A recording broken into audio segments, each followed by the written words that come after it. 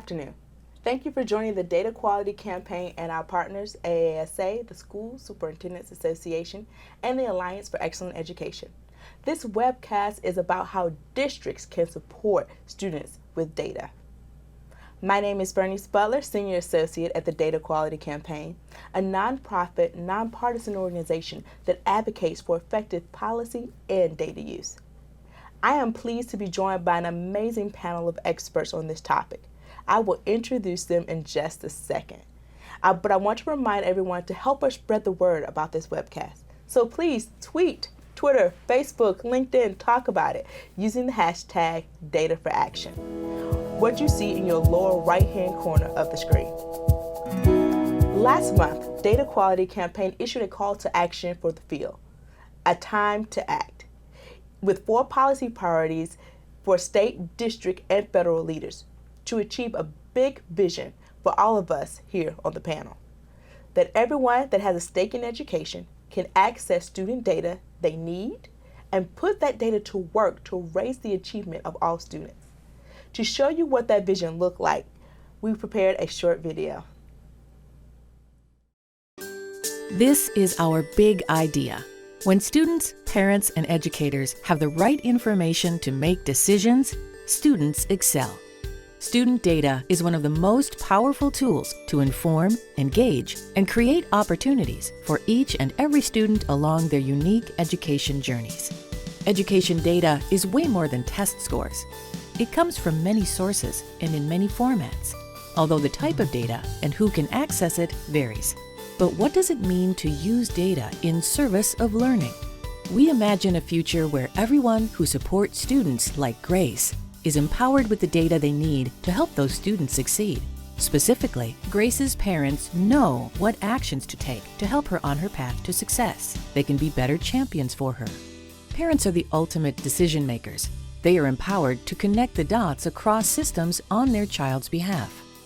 Teachers know where their students are excelling and struggling. They can personalize instruction to keep every student on track to success. Everyone involved in a student's life can use good information to create opportunities for them to succeed. Policymakers know what the big picture is, allowing them to direct resources to policies and programs that really work for students. And students like Grace know their strengths and where they need to grow throughout their journey.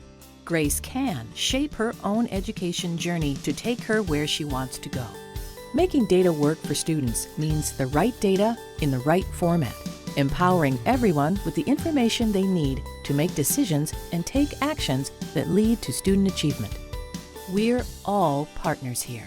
When we know what to do, we can help every student excel. We need data to make this vision a reality. Visit us at dataqualitycampaign.org to learn more. Important role to play in helping students succeed, and districts have a special responsibility. District leaders are the frontline policymakers in every community that are best positioned to support teachers and engage schools, support families, and improve student achievement. Data use, if it is to have an impact on kids, must begin here. With this in mind, Data Quality Campaign consulted with a broad group of district and national leaders to define a set of actions every district leader can take to put data to work for students. These actions are a part of the vision you just saw, aligned with the 4 policy priorities to make data work for students. Briefly, these actions are as follows. First, we have measure what matters. We want district leaders to establish a governance body that really includes the makeup of their community. Next, identify student, family, and community data needs and design a system that works to meet those needs. Next, in order to really make data use possible, the school districts have to promote a culture that uses data consistently and create the policies and procedures that promote data literacy. On the second slide, we're asking our district leaders to really focus on being transparent and earning the trust of the communities they work in. And in order to do that, they need to communicate proactively with all the stakeholders involved, and more importantly, engage families in a thoughtful conversation about how data works for them and their kids. And next, our districts, we're recommending that they focus on guaranteeing privacy and safeguarding student data and ensuring that those who need access have access to the data they need at the level in which they need it. So for more detailed information, we want you guys to check out our district actions on the DQC website, dataqualitycampaign.org. Now it's time to turn to our amazing panelists who have put these actions to work in so many different contexts. So first, we have Mr. Shane Shope. He has over 20 years of public school experience as a teacher, building administrator, and superintendent. Most recently serving as the superintendent of Lynchburg Clay Local School District in Ohio. He currently teaches at Morehead State University and works with the Regional Education Laboratory Appalachia, which serves Kentucky, Tennessee, Virginia, and West Virginia. Welcome, Shane. Thank you. Next to Shane is Noelle Ellerson, Associate Executive Director of Policy and Advocacy at AASA, the School Superintendents Association. She leads their work leveraging the voice of district administrators in all aspects of federal education policy through their member networks, outreach, and policy analysis, and is heavily involved in the legislative process. She speaks on federal education policy to leaders in schools across the country. Thank you for joining us, Noelle. One seat over, we have Miska Clay-Bibbs. She brings over 15 years of experience in local education, public policy, and community development. A seasoned community leader, she was elected in the fall of 2014 to the Shelby County School Board representing District 7. Oh, wow. And she serves as the Executive Director of Teach Plus Memphis. Welcome, Ms. Bibbs. And finally, let me introduce Mr. Chip Slavin, Counsel to the President and Senior Advocacy Advisor through the Alliance for Excellent Education. When Governor Bub Wise was a member of the House of Representatives, he served as his district director, organizing various grassroots-based campaigns on education issues such as Title I, federal financial aid, and the National School Lunch Program. Thank you for joining us, Chip, and thank you for allowing us to use the studio here at the Alliance. Welcome. All right, well, let's get started and jump right on in. So, Noelle, the first question is going to be directed at you. DQC believes heavily in the power of data as a tool for district leaders for improvement, but we've seen it work. But we recognize that data doesn't have the most positive connotations for districts.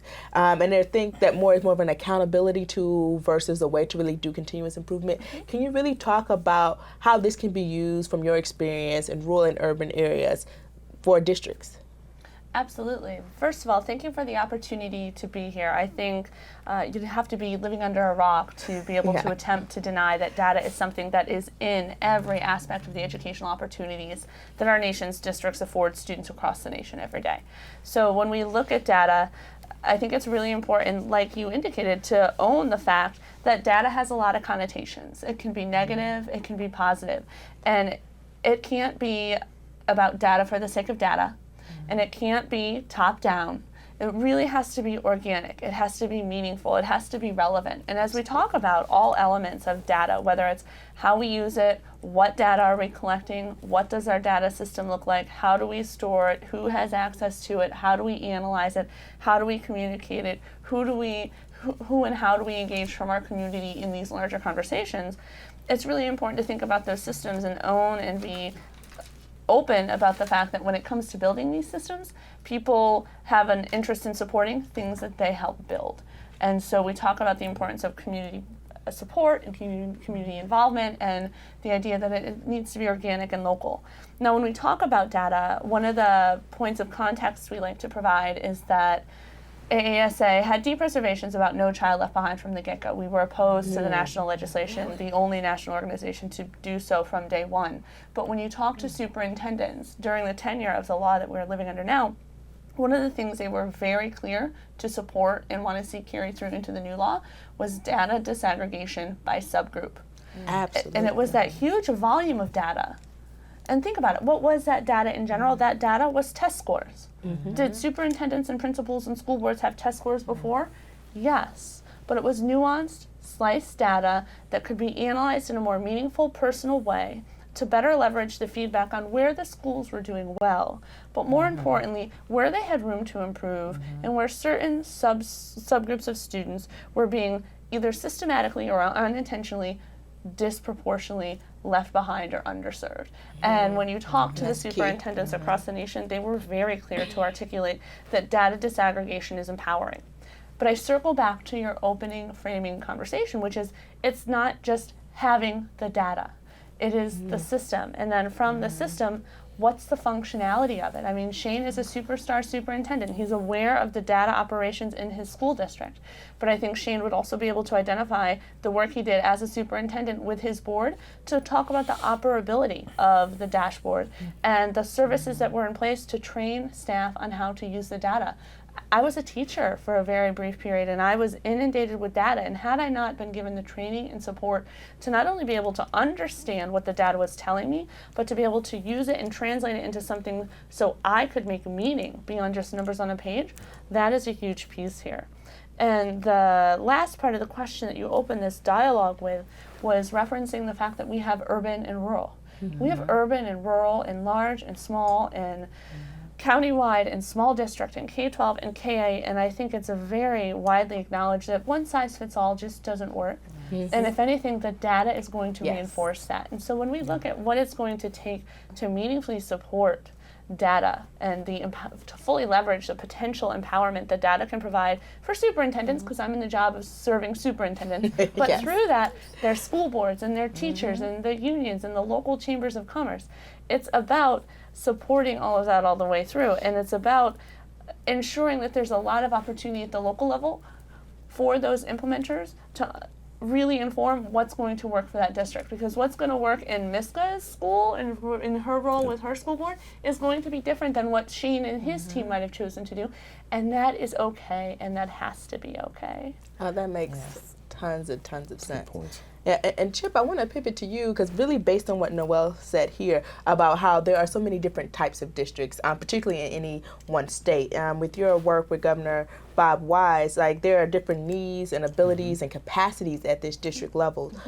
What state actions or policies or procedures can state policymakers take to really help support districts as they do this work, because they are so different? What are some of the things that can help either level the playing field or build capacity in that sense, particularly around using data in districts? Sure. And let me start off by saying also that on behalf of the Alliance for Excellent Education, we're really glad to be part of today's webinar and commend the Data Quality Campaign on the Time to Act, because it's a really important document for districts going forward, and also for states, because what the districts do impacts the states, and that's incredibly important. And one of the things to consider, and was very important for the Alliance, is that we believe that one of the ways you're going to improve student learning in this country and in every state and improve the graduation rate is by going to a system that's more personalized for each student. And so it's incredibly important that the individual classroom teacher in every school, in every district, whether urban or rural or small or large or medium, whatever size that it may be, that they're able to use data, access data, and use it to help drive learning in their class, so that they know they have a better understanding of what each individual student's needs are, where they stand, what they're good at, maybe what they're not so good at, what they like to do.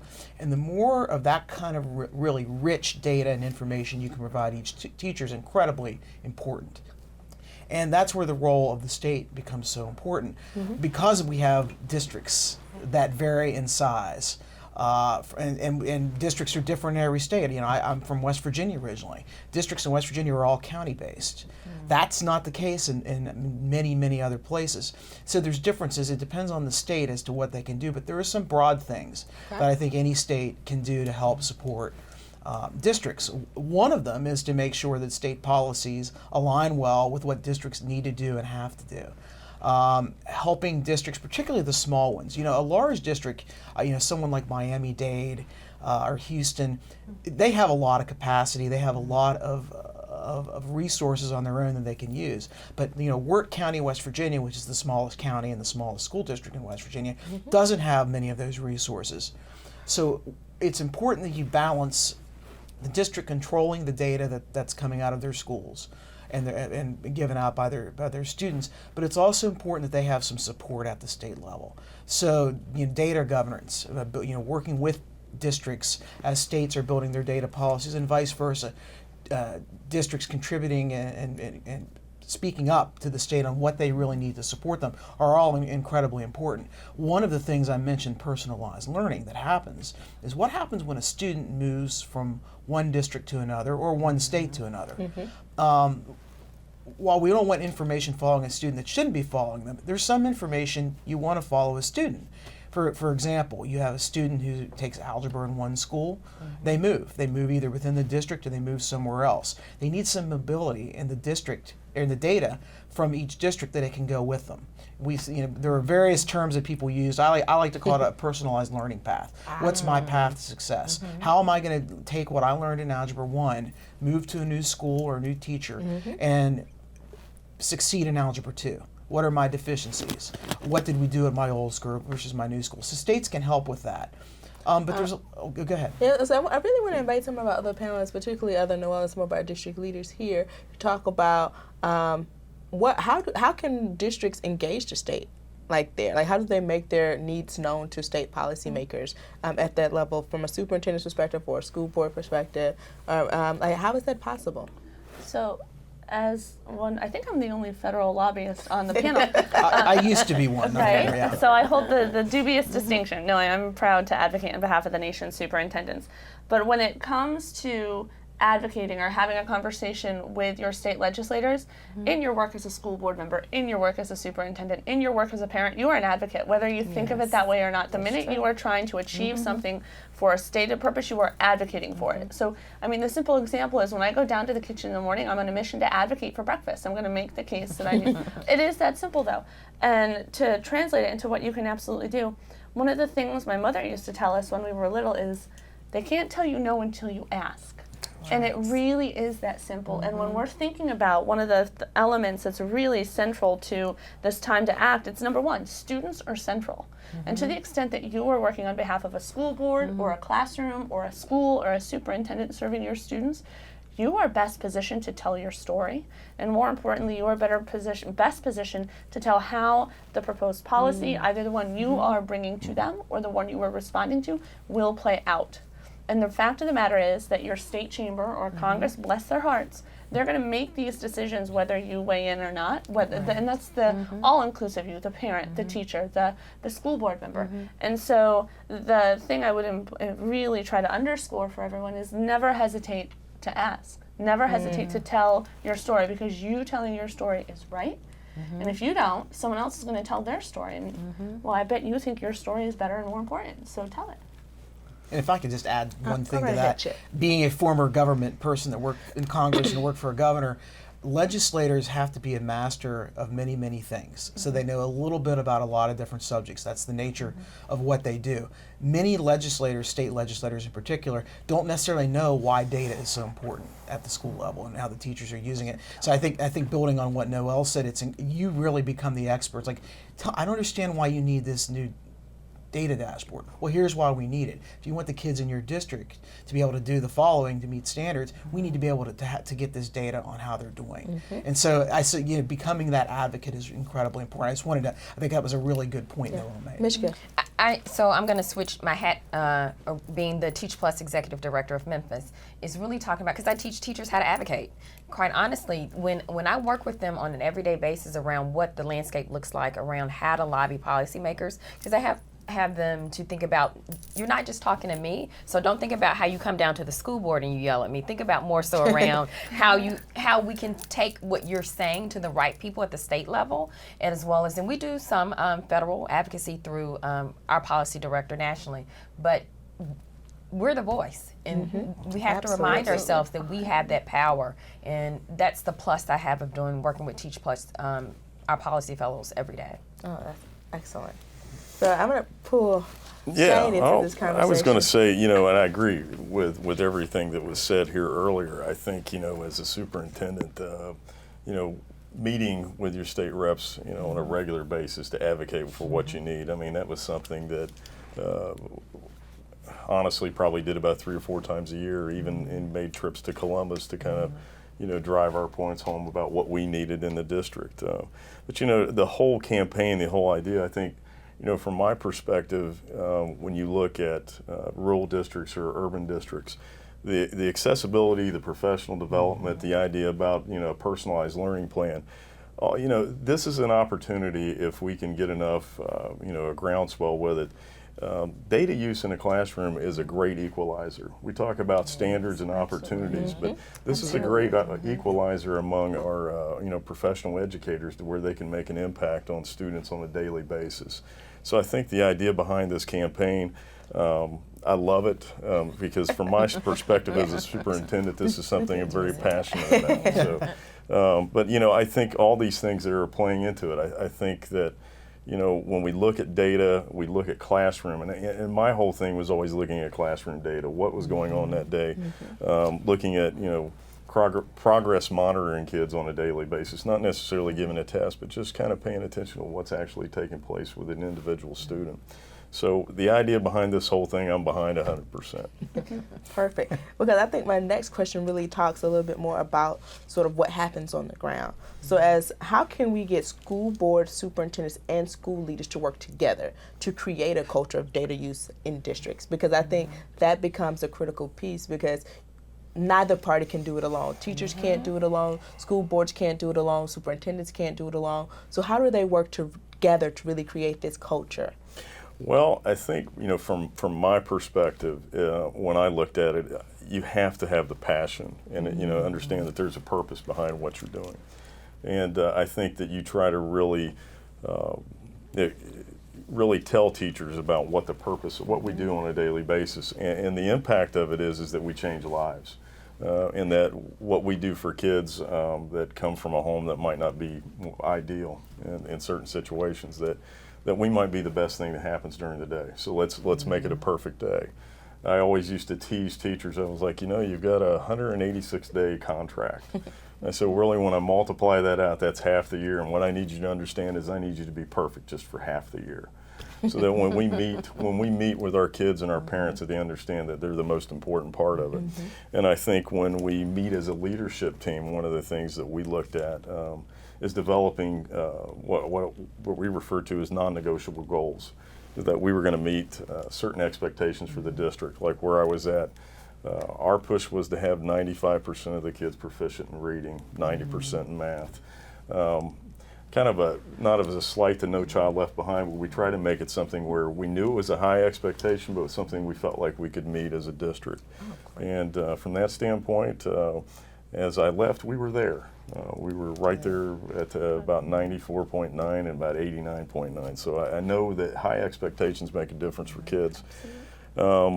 And then we looked at, I think you mentioned earlier about professional development. I can't tell you how important that is for teachers. You can't just throw things at a teacher and expect them just to pick it up. One, they'll tell you that they don't have the time. So you have to make the time for them. So I think the investment in teachers to understand how important this process is leads to not so much of a worry about accountability, but really what we're after, and we've talked about this earlier, about the student growth piece, because that's really what we're after. I think proficiency will follow the growth, but we have to be really looking at how do we advocate the growth piece, because that's what I'm interested in. And I think that we always focused in on what, we never got complacent. That was kind of one of the frames of the way I always frame things with the teachers in our district is, yeah, we had a great year last year, but we're back here in August at the beginning of the year, and it's a new day. And we can't just rest on what we did last year. We have to start from anew and build another year on top of what we did last year. And I think all those things come into play because you build that sense that everyone feels like they belong to something that's bigger than themselves. And I think as a leader, that's really what your job is in a school district, from superintendent, principal, whether you're a curriculum director. You have to reinforce what that is. And we had a real simple vision statement that we wanted our students to be champions in the classroom and ambassadors for our community. That was just something that every kid, every teacher knew. And I think those things are where you can keep the enthusiasm behind what you do, and there's a certain amount of over time when you're successful, there's pride. And when you gain that pride, that's what I think becomes where it's part of the culture. So. Yeah, well, that's great. So, Michigan, your experience on school boards, I know in Shelby County they had the 80, 90, 100, and that there was a really big push to make sure that the community was included in that process of understanding those goals before they were rolled out with the superintendent and school board. Can you tell us a little bit about how that worked in creating a culture of data in Memphis? Absolutely. So just as a for those of you who are not familiar with Shelby County School Board, because a lot of people go, oh, that's Memphis. So essentially it is Memphis plus a lot of unincorporated areas, and that's how we created the Shelby County Board of Ed. Through how we got to the 80, 90, 100 plan was very simple. Yes, the staff did it. Yes, the superintendent pushed a lot of it. But we started out by having community meetings, and we did them throughout the community to say, hey, this is what we're talking about. This is why we feel like this is important. And we did it for probably about, I say, a time period of 6 to 8 months. You know, and there is the time period where you will have some meetings where you crowd. Then you may have 4 or 5 people there, but ultimately we realized that we needed to give them access. And I think about your point here about being transparent to earn trust. So that way when you roll it out, when we talk about saying we want to have 80% of our seniors that will graduate college and career ready by 2025, 90% of those students will graduate on time by 2025, and 100% of the college and career ready graduates will enroll in a post-secondary opportunity by 2025. So those are ambitious goals. Yeah. And we wanted to make sure that the community understood what that meant when we walk around saying Destination 2025 or 80, 90, 100, because those are a lot of numbers. So when you say those numbers, people are like, now what is that again? But when you say it over and over again and you make it plain and clear why it's important, that's how we earn the community's trust. I think from those community meetings is what really kind of got feedback around families and other just, whether they're a faith-based leader or whether there were other government leaders, not really just understanding the state of education in Memphis. I think it did a couple things. It helped people to push and rally around saying, hey, we really need to push forward. And also saying, hey, I get where we are now. So how can I help? We used a lot of baseline data starting from 2014, so using from 2014 as we move up to 2025, using a theory of action of the ABCs, academics, business and effectiveness, and community partnerships. So we know that that's the way we're going to get there. It was really important because I think as someone who worked in the district and then now as a school board member, I have been in all of our schools. And what I saw was the most successful schools they had war rooms. And so when you walk in a war room, I would ask a principal, so what does this mean to you? Oh, well, we know where every child in our student is data-wise. We invite our parents in. We even have the kids come in and see, how our school looks. So then that way they see at the beginning of the year, and then at the end of the year they see where they are. And you're empowering the whole building. God, that is amazing. In order to be able to be effective and so they can just get there and be excellent around what their goals are. Wow, that is mind-blowing. Just the thought, I couldn't even imagine what that would have been like to be able to walk into a space and be like, hey, it's amazing. It sounds some of the principals that definitely when you devote a whole room, based upon the building, how creative you are with it, or how different team names for certain grade levels, to even just having some of the PTA and those parents involved in the process as well. You create an atmosphere of knowing that every child in that building matters, and we all working collectively to get to just growth. I think about Shane, and that's always important to me, because even with these numbers and you talk about data, a lot of parents just don't even understand. They think about proficient and advanced because that's what we push. But then when you look at the numbers, you really talk about, oh, we are really growing children. For a teacher to be able to grow a child who comes in 1 to 2 years behind, and sometimes 3 years behind, and to show that growth just by looking at the data truly, a parent feels proud, a community feels proud about that. Because when you're able to say Shelby County, because we've been making some strong gains in Shelby County nationally, and saying that we are probably one of the fastest growing districts closing the achievement gap nationally. But that's because we know where we are. We know where our numbers are. We include the community as a part of that solution as well. Yeah, and see, to me, like, the thing that really sticks out is that it's not just one person's child. These are community children. And so when I hear you and Shane talk about the role and the importance of making sure that it's not just singular, so it is teachers involved, it is community members involved, that brings me to my next question, which is really about how can trusted community partners work with school districts to use data to support student learning? Because I know in a lot of these communities, there are after-school programs, there's Boys and Girls Club, there are tutoring programs, there are programs that are being funded by the state to work with schools that are in out-of-school time. And so, like, how can they partner with schools to support learning with data? So I think one of the things that we really learned was early on was making it very clear to parents around, because the first thing people talk about is, oh, I don't want everyone to know my child's information. So basically then going back to being transparent, so we earn their trust, and now they can sign off on that. We have a lot of community partners, whether it be through Seeding Success, who is a group of nonprofit organizations who are working with our kids, and programs like Boys and Girls Club, Girls Inc., some of our faith-based programs are all a part of this. And so the parent has signed off on it. And so now they come in and the community organization knows where the child is and knows maybe, well, we need to push literacy as a whole in the district. So then they came up and said, well, what other interventions can we use on that you're using, can we use so we can all be a part of the same page? So that has worked. I think the other piece about having strong community partners is just really having them understand we're all in it together. I think from even the professional development side, even on the side of Teach Plus, what we've been able to do looking at the data is say, hey, we need teachers to have additional PD around this subject matter. So we push for teacher-led PD, and we go out and train people, so then they can take that back to the school building, kind of like train the trainer, and then that helps kind of help close the gap as well. No. I would jump in there. I think the thing that Ms. Glass spoke about in that last segment there that really resonated with me is about the trust. And we talked about, and there's a presumption of trusted community partners.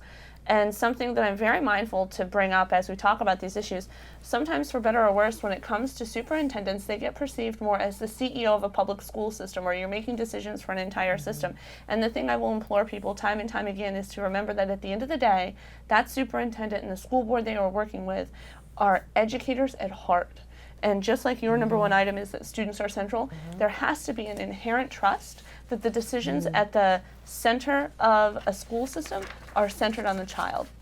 And that becomes very important when we come to the element that you talked about, where you had to earn the parents' trust to demonstrate that their students' data was secure and being safeguarded, and then that when it was being shared, it was in a secure manner and for good, proven practices. And this is where sometimes I have to call a spade and say, let's be mindful of how diligently you may or may not be monitoring your child's data on any litany of issues outside of the data that is generated in the school. And I am not at all denying the absolute importance of school districts being very mindful and diligent, and not only the type of data they collect and the privacy checks they have in place, but we also need to be mindful as a general public that in trusting our public schools, we come, for better or for worse, from a position of the school district is here to serve our nation's students, and the work they are doing is to better the child. And my default position is that I know this school means well and is doing the best they can.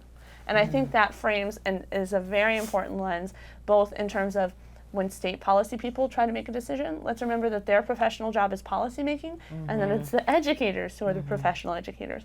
And when you work with your parent community, when they're very concerned about, oh my goodness, you have every piece of data on my child, you know what, maybe the school district does, but that doesn't mean they're using it against the child. They're using the relevant, important, safeguarded ones to inform those discussions. I just want to add one thing about that. One of the things of how we actually earned the trust of the parent was that we made them aware that any community partner was going through some type of training versus them just being able to, have the information out of willy-nilly. You probably had a checklist, or Yes. they had to meet your training, and then you probably had in the agreements with them what type of data would be shared, the timeline it would be shared, what would happen when that contract or collaboration end.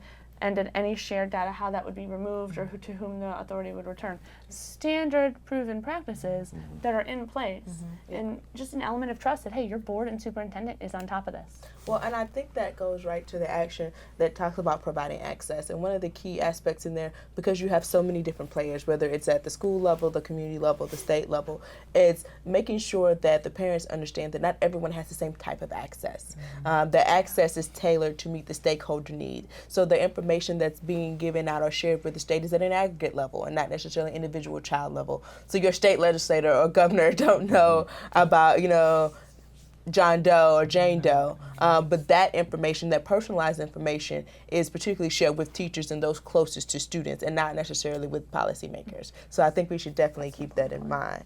And I think it's also important to talk about the number of procedures and processes in place to protect student data. There's been a big push. I know DQC has the student data principles that really outline sort of why data is important, how to protect it, and how to make sure that you're doing everything you can as a trusted individual with this information, particularly as a school district, as a community partner, to make sure that this data is protected and that kids are safe. And I think the more that parents know that people are taking this seriously and they own that responsibility, then the more comforted and trusted they will have and faith in their district leaders on the ground to use it in benefit of learning. So it's a really a 360 process. One thing leads to the next and connects to the other piece that really makes it work best. Well, I've seen some districts do this in neighboring districts where they, use like the churches in the area to help with some kind of intervention strategies, and they're really not even releasing any type of data whatsoever. What they'll do is they'll go to an area church and say, we have any retired teachers here that might be interested in tutoring kids. And what they'll deliver is a packet of some kind of work that kid might be struggling with after school. And then we're not even dealing with any type of real data release. We're just dealing with the work itself, that a kid gets some remediation, after school. So I think there are ways around that too. And I think you made some good points about stakeholders. And from a rural perspective, you don't always have boys and girls clubs, and so Yes. so I would tell you that one of the things that's really was powerful for me, it was an exercise where I went through and just did a community asset map. And we went through and looked and identified not only organizations that were out there within the community, but we looked at individual people that we knew that would be really good advocates for the school district. Somebody who would always see at basketball events, and you knew that they wanted to stay involved in the school system somehow. But there are other resources out there, I think, and especially in rural areas, that we just don't really tap into because we just don't think that folks are really that interested in us. But I think when we reach out and contact them and create that relationship, and I've got a number of different examples where I did that help provide some extra things for our kids that normally we would not been able to afford. So I think that's important to realize too. Oh, that is absolutely important. And so as we spend some time thinking about community members, I think now we can begin to go to that next level down. So it's like families deserve to be active partners in their students' education journey. According to a recent parent poll that Data Quality Campaign did, 9 out of 10 parents said they rely on data to understand how their child is progressing in school. As the closest policymaking level to families, how can districts really engage families and communicate about the value of data? And Chip, if you could specifically also in that talk about the role of states in supporting these efforts that happen locally, that districts do with parents. Sure. Well, let me sort of pivot back to answer that question back when we were talking about privacy. One of the things that states can do is support districts getting the right kind of data that they need so that their teachers are getting on each student. So I think it's really important at the state level, and you mentioned not everyone understands what data states get, how they use it, what they use it for. And yes, you're right. States don't get data. The governor, the legislature, the state board, they're not going to have data on how each individual child is doing. They're going to get data on how an entire school may be doing, how a certain population may be doing, and they need that. It's sort of like if you have a school system that may be failing, you need to identify that, just like if you have an outbreak in some kind of, This is true. Yeah, you need to know that, so that's important for the public good. But where states can be really helpful to districts, and I think it's incredibly important important right now with what is going on in the discussion around data and privacy is being both helpful and not getting in the way.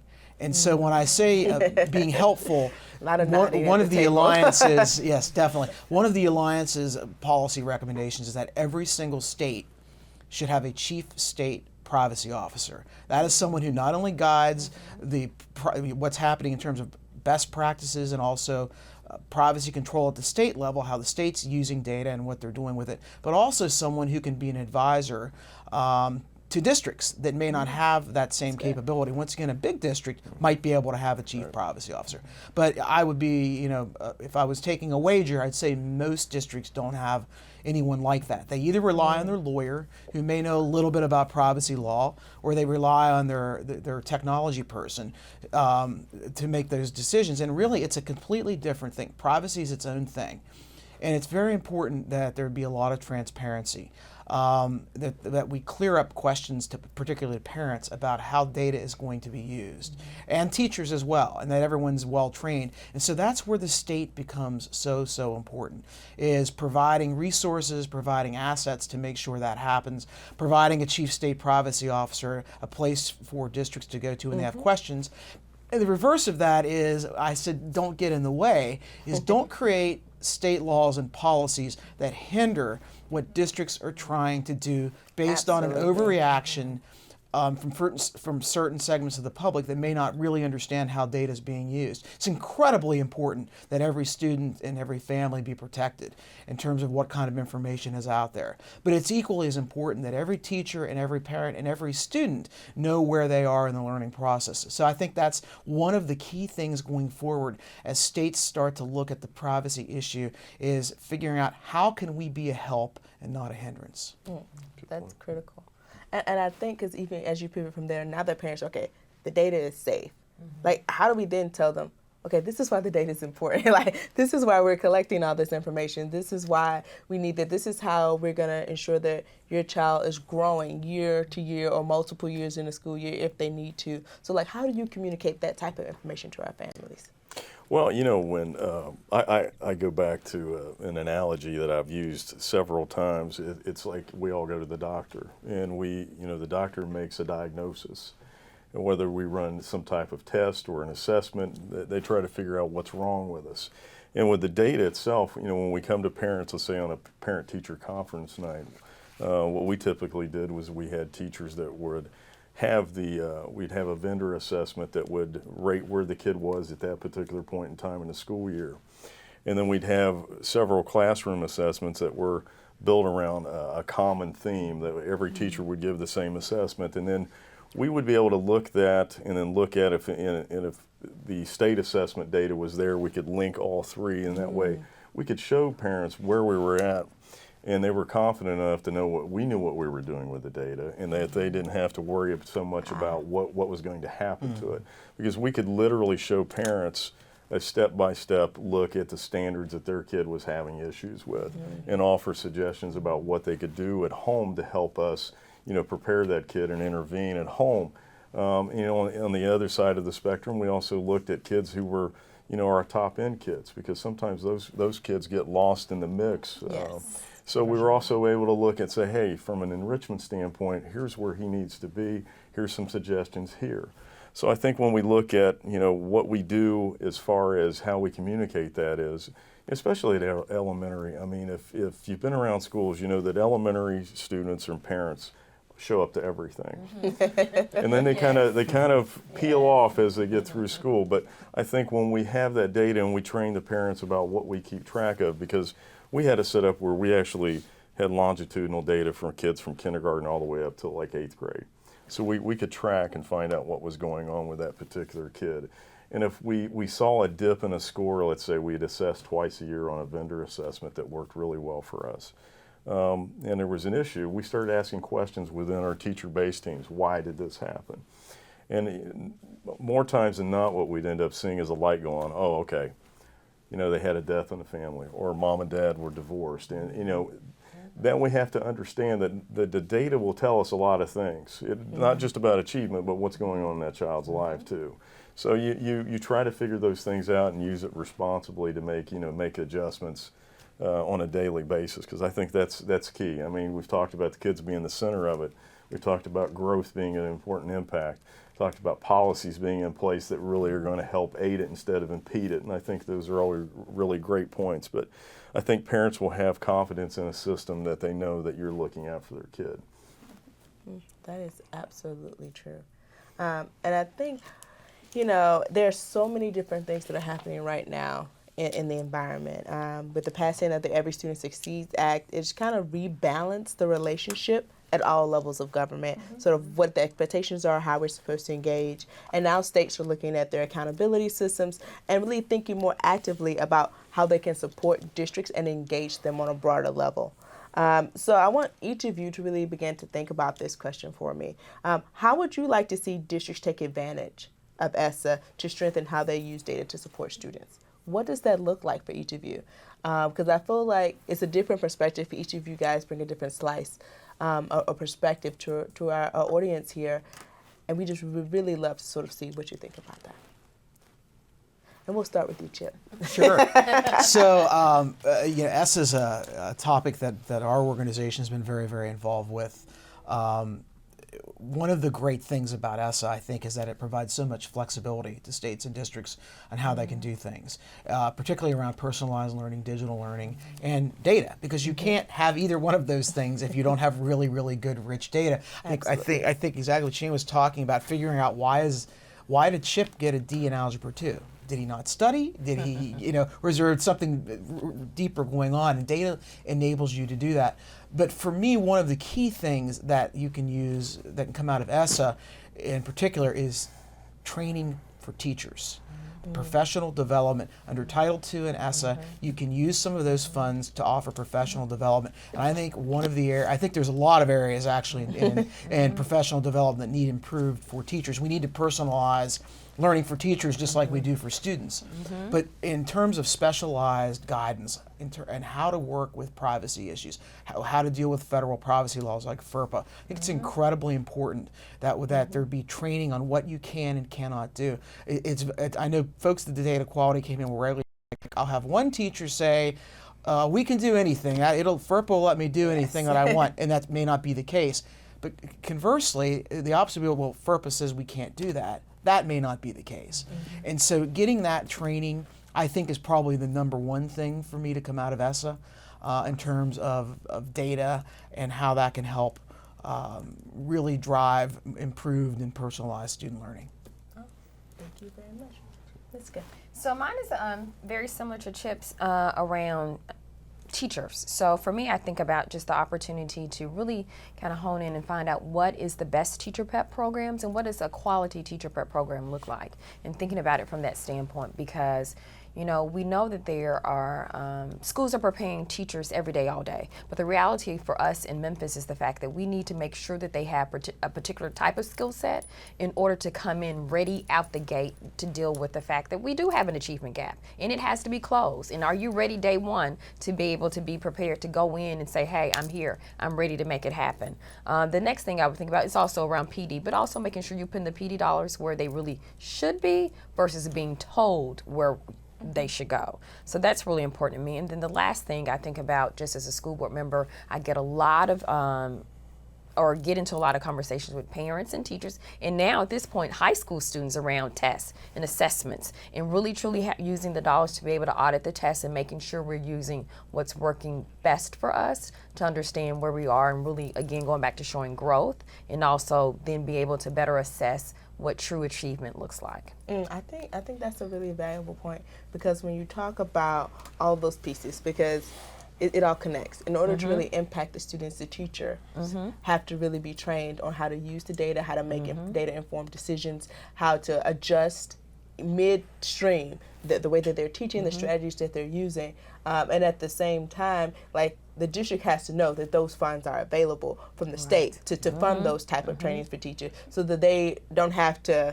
get stuck or get a test or feedback 6 months after the test has been taken, or long-term parameters. Is that really those are two actually critical pieces that connect directly to our students. So that's just invaluable. So Noelle, what are your thoughts? So I'm going to answer a little bit more at the 20,000 foot level, but I think the really big framing premise of ESSA is that it is an unprecedented return of authority back to the state and local level. It's really writing that balance between the federal government and the state and local government. And so when we look at how our state and local education agencies are taking on the work of rethinking what they can do in the standards, accountability, and assessment sphere, we need to be very aware of the fact that we're essentially emerging from 15 years of a compliance-based mentality. And when you are emerging from something that has been so pervasive for 15 years, that also means you have 15 years of subsequent state policies and regulations and guides that were put into place. So it's really, there's an element of peeling an onion, and I guarantee you I'm tying this into data. Stay with me here. So when you have such a resetting of the baseline, there's so much authority that goes back to the state and local level. And when you have such an expansion of flexibility and authority, it is absolutely critical that everybody understand that comes with great responsibility. And if there's anything that can help bolster your responsibility, it is data. And when you're talking about resetting the baseline, initially in terms of empowering our state and local education agencies and our local stakeholders, in addition to they can't tell you no until you ask, when you are trying to make the case for these new approaches, either in your local accountability workbook or your state accountability workbook, when you are told no, we have to be mindful that people are emerging from a compliance-based mentality. So when you're told no, feel that you have a right or even a responsibility to say, please point me to the statute, guidance, or regulation that says the answer is no. And if you do that in a mindful, diligent, polite manner, that you're just advocating for your district or your student or your board. And then you understand if the answer is no, why. But you also help shed a light on the conversation. Well, you're telling me no because that's how it's always been done.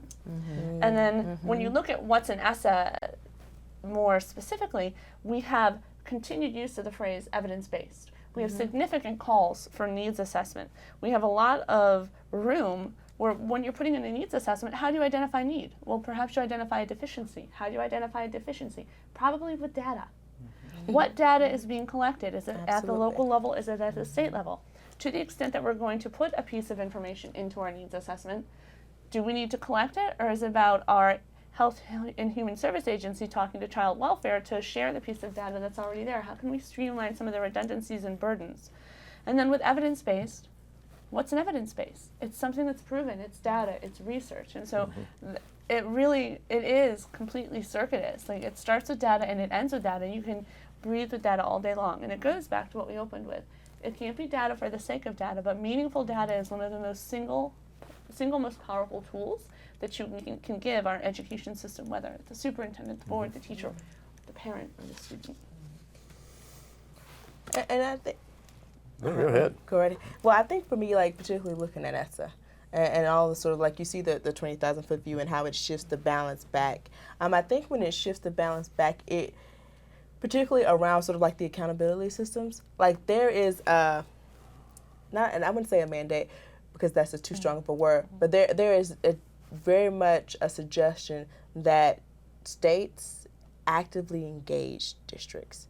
That is no longer this, that they don't take their responsibility and then make it a compliance mandate to districts, that they take their responsibility and engage them and make them a part of building the new accountability systems. And that it becomes a conversation back and forth, and that the districts become a part of the decision-making process, that districts are able to bring to the table, this is what our teachers need. These are the things that are happening on the ground. These are the things that our students are needing or ask for. These are the types of learning environments that we need to create based on the data that we've collected on our students. And I think that ESSA creates that unique opportunity that wasn't necessarily there, or it creates the environment for that to happen in a very organic and open way that I think wasn't there before.